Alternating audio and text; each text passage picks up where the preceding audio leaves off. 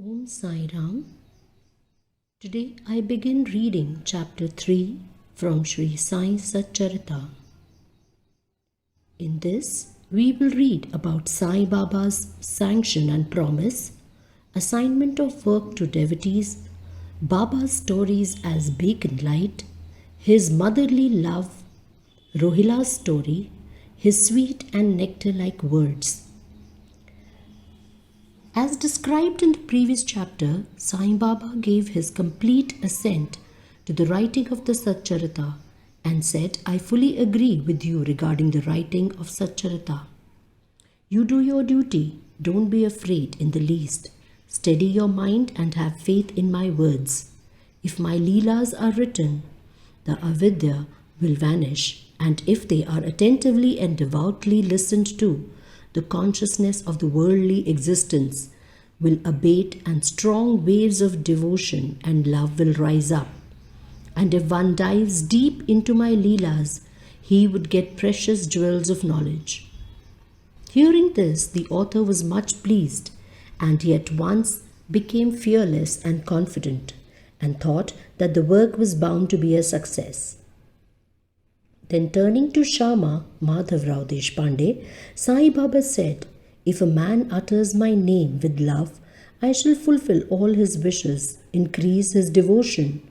And if he sings earnestly my life and my deeds, him I shall beset in front and back and on all sides. Those devotees who are attached to me, heart and soul, will naturally feel happiness when they hear these stories. Believe me, that if anybody sings my Leelas, I will give him infinite joy and everlasting contentment. It is my special characteristic to free any person who surrenders completely to me and who worships me faithfully and who remembers me and meditates on me constantly.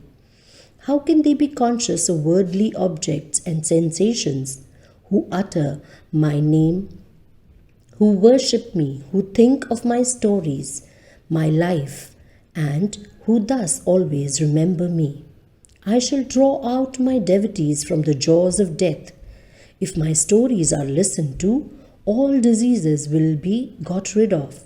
So hear my stories with respect and think and meditate on them. Assimilate them. This is the way of happiness and contentment. The pride and egoism of my devotees will vanish. The mind of the hearers will be set at rest. And if he has wholehearted and complete faith, he will be one with supreme consciousness. The simple remembrance of my name as Sai Sai will do away with sins of speech and hearing. The Lord entrusts different works to different devotees. Some are given the work of building temples and mats or ghats on rivers. Some are made to sing the glories of God. Some are sent on pilgrimages. But to me was allotted the work of writing the Sai Satcharita. Being a jack of all trades but master of none, I was quite unqualified for this job. Then why should I undertake such a difficult task?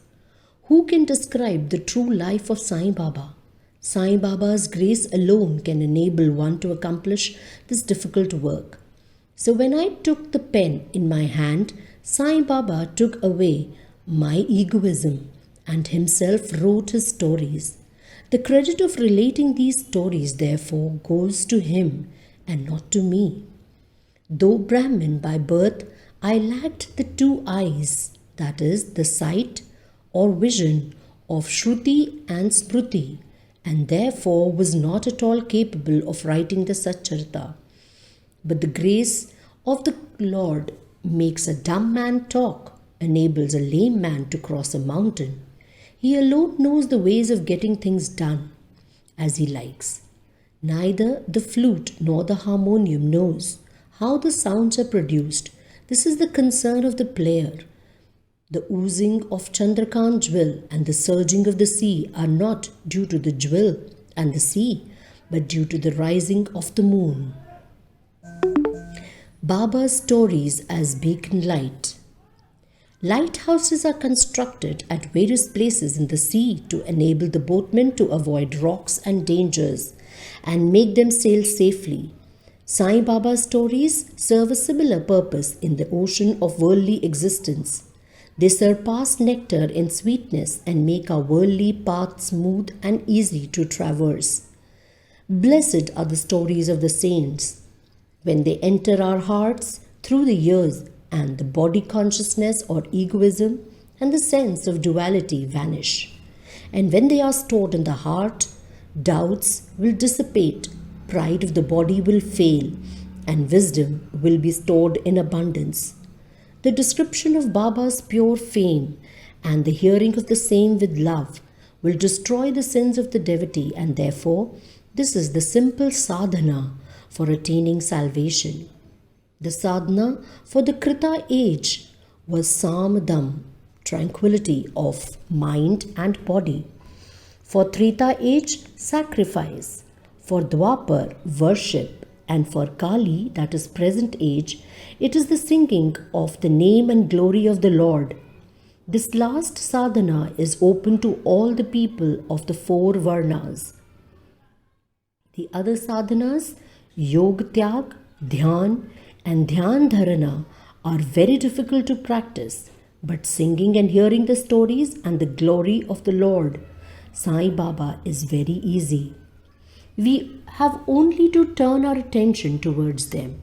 The listening to the singing of the stories will remove the attachment to the senses and their objects and will make the devotees dispassionate and will ultimately lead them to self-realization. With this end in view, Sai Baba made me write his stories as Satcharita. The devotees may now easily read and hear these stories of Sai Baba, and while doing so, meditate on him, his form, and thus attain devotion to Guru and God. Get dispassion and self-realization. In the preparation and writing of this work, Satcharita, it is Sai Baba's grace which has accomplished everything, making use of me as a mere instrument. Baba's motherly love. Everybody knows how a cow loves her infant calf. Her udder is always full, and when the calf wants milk and dashes at the udder, out comes the milk in an unceasing flow. Similarly, a human mother knows the wants of her child beforehand and feeds him at her breast in time. In case of dressing and adorning the child, the mother takes particular care to see that this is well done. The child knows or cares nothing about this, but the mother's joy knows no bounds when she sees her child well dressed and adorned. The love of the mother is peculiar, extraordinary, and disinterested, and has no parallel. Sadgurus feel this motherly love towards their disciples. Sai Baba had the same love towards me, and I give an instance of it below. In 1916, I retired from government service. The pension that was settled in my case was not sufficient to maintain my family decently. On Guru Purnima, 15th of Ashad, day of that year, I went to Shirdi with other devotees. There Mr. Anna Chinchnikar, of his own accord, prayed to Baba for me as follows. Please look kindly at him. The pension he gets is quite insufficient. His family is growing. Give him some other appointment, remove his anxiety and make him happy. Baba replied, he will get some other job, but now he should serve me and turn all his attention towards me and avoid the company of atheists, irreligious and wicked people. He should be modest and humble towards all and worship me with great heart and soul. If he does this, he will get eternal happiness. The question, who is this? He, whose worship is advocated, is already answered in a note on Who is Sai Baba in the prologue at the beginning of this work. Now, Rohila's story. The story of the Rohila illustrates Sai Baba's all-embracing love. Rohila, tall and well built, strong as a bull, once came to Shirdi wearing a long kafni and was enamored of the Sai, who stayed there day and night. He used to recite in loud and harsh tone the kalma, that is verses from Holy Quran, and shout Allahu Akbar. Most people of Shirdi were working in their fields during the day, and when they returned to their homes at night, they were welcomed with Rohila's harsh cries and shouts. They could get no sleep and felt much trouble and inconvenient. They suffered this nuisance for some days in silence, and when they could stand it no longer, they approached Baba and requested him to check Rohila and stop the nuisance. Baba did not attend to their complaint. On the contrary, Baba took the villagers to task and asked them to mind their own business. He said to them that Rohila had got a very bad wife who tried to trouble Rohila and himself. But hearing the Rohila's prayers, she dare not enter, and they were at peace. In fact, Rohila had no wife, and by his wife, Baba meant Durbuddhi, that is, evil thoughts. As Baba liked prayers and cries to God better than anything else, he took the side of Rohila and asked the villagers to wait and bear with the nuisance, which would abate in due course. Baba's sweet and nectar-like words. One day at noon, after Aarti, devotees were returning to their lodgings when Baba gave the following beautiful advice. Be wherever you like. Do whatever you choose. Remember this well, that all what you do is known to me. I am the inner ruler of all and seated in your hearts. I envelop all the creatures, the movable and the immovable world. I am the controller, the wire puller of the show of this universe. I am the mother, origin of all beings, the harmony of three gunas, the propeller of all senses, the creator, preserver, and destroyer. Nothing will harm him who turns his attention towards me, but Maya will lash or whip him who forgets me. All the insects, ants, the visible, movable, and immovable world is my body or form. Hearing these beautiful and precious words, I at once decided in my mind to serve no man henceforth but my Guru only.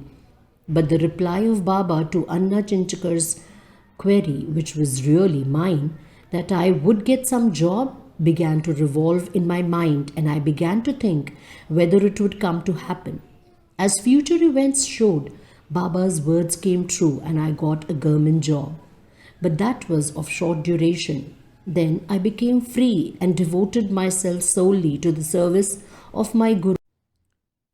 Before concluding this chapter, I request the readers to leave out the various hindrances, that is, indolence, sleep, wandering of mind, attachments to senses, etc., and turn their whole and undivided attention to these stories of Sai Baba. Let their love be natural. Let them know the secret of devotion.